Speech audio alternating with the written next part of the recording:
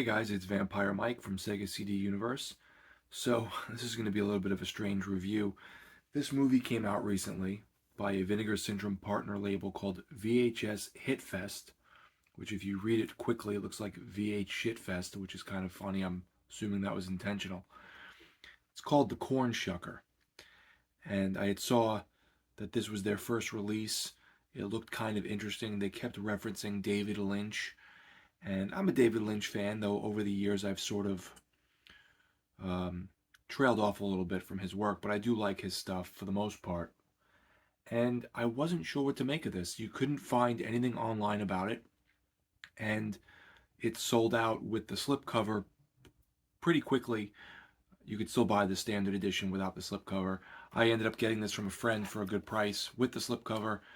I will probably hold on to it and eventually just sell the slipcover and keep the film because I'm not really a slipcover guy, to be completely honest. So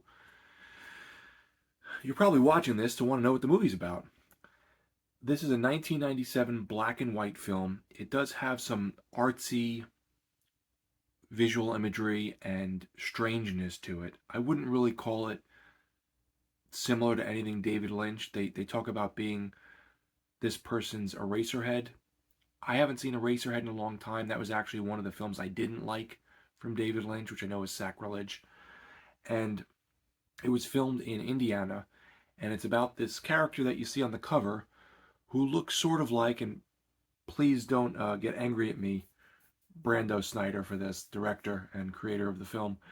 He looks like Powder from the movie Powder, sort of, and he acts like the guy from the movie Cube. So if you've ever seen the movie Cube with the guy that has all the ticks and the twitches, I think his name is Kazan or Kazan, and he sort of twitches and moves around weird. He was also in the movie Nothing, that actor.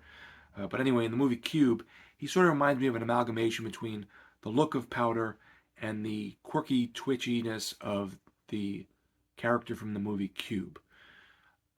He lives in the middle of Indiana in this, what I think is an abandoned home. Everything's very run down. The walls are like breaking apart. And he seems to have some strange infestation of crawfish that they're calling crawdaddies, which I asked my wife about because she's in the medical field with animals, and she said she thinks that's a southern term. I've never heard it before. And he keeps killing these crawfish throughout the film. Um, the main plot of the story is he is this legend that I guess people have spoken about over the years. So I'm not sure if he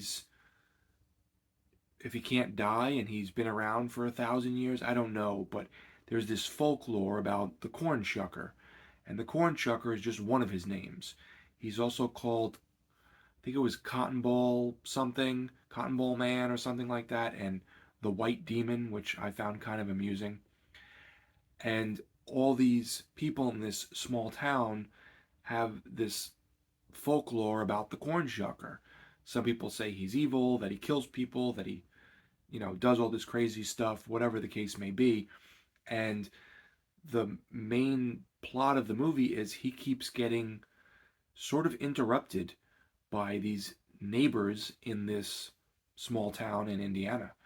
And one of them is a reverend who preaches to him named Reverend Lewd, Lewd, which I guess is a play on words because being a reverend, you're not supposed to be lewd. At one point, he orders a pizza from Smegma Pizza, which is a joke, Smegma Pizzeria. And just one guy comes up, says he's from Scotland. Everyone's very quirky and weird, has a strangeness to them. There's a neighbor who speaks to him in Spanish, this attractive woman who says she wants to be with him, the White Demon. And his response to everything is, I know. So throughout the film, people will say things to him and he'll go, I know. And I guess he's supposed to be sort of omnipotent in a way, or some kind of extremely intelligent being or alien. He also has telekinetic powers. So throughout the film, you'll see the Cornshukker's bald head, similar to mine, but thinner, sort of get bigger and smaller and distorted. And I think at those moments he is telekinetically shooting his thoughts to people's heads or controlling what they're going to do or say. So he does have some sort of special abilities or powers, and things are sort of closing in on him throughout the film. So even though the film has an artsy style to it in a sense like that, it's not such an artsy fartsy movie that doesn't make sense.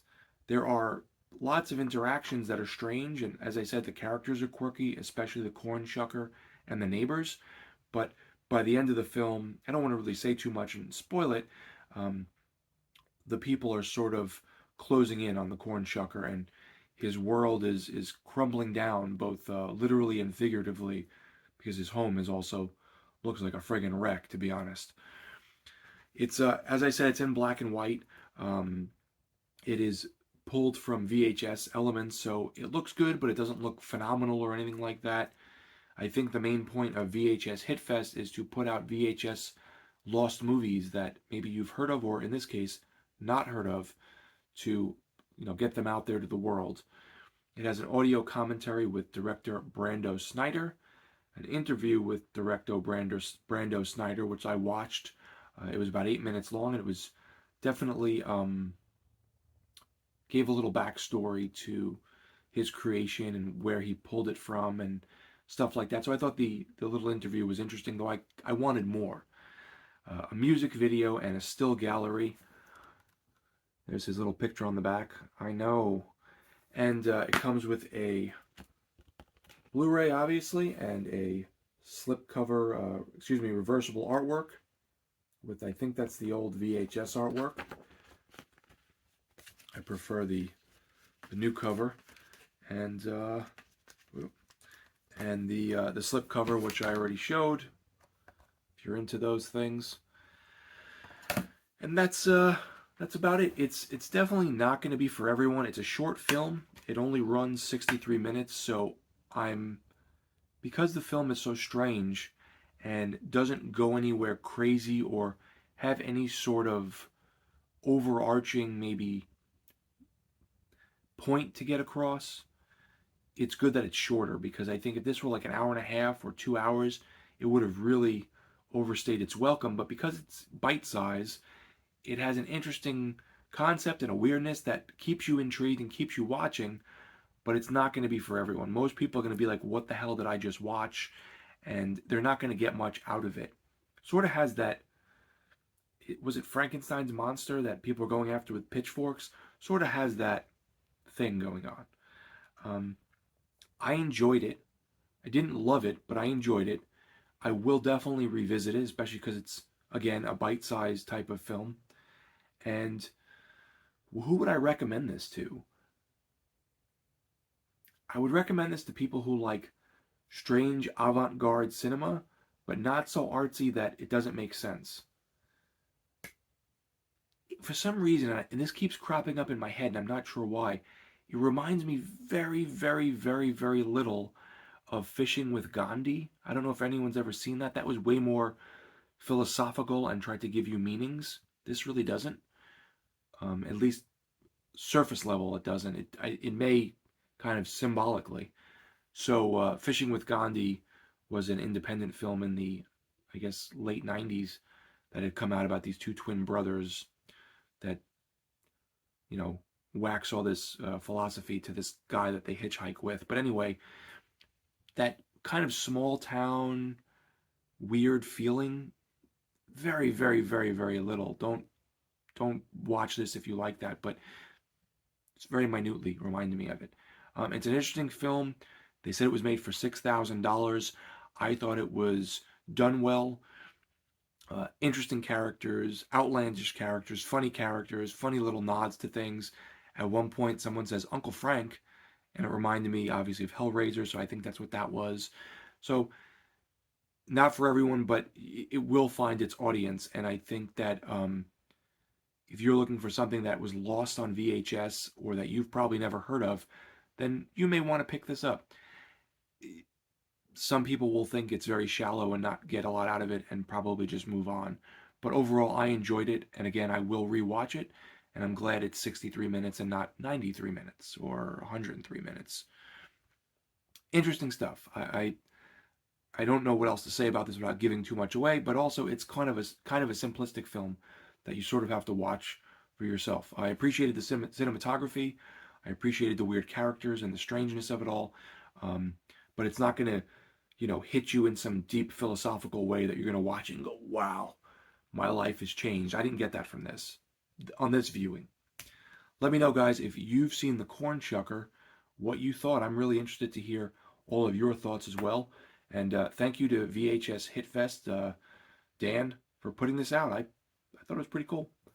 It's Vampire Mike from Sega CD Universe. Be good.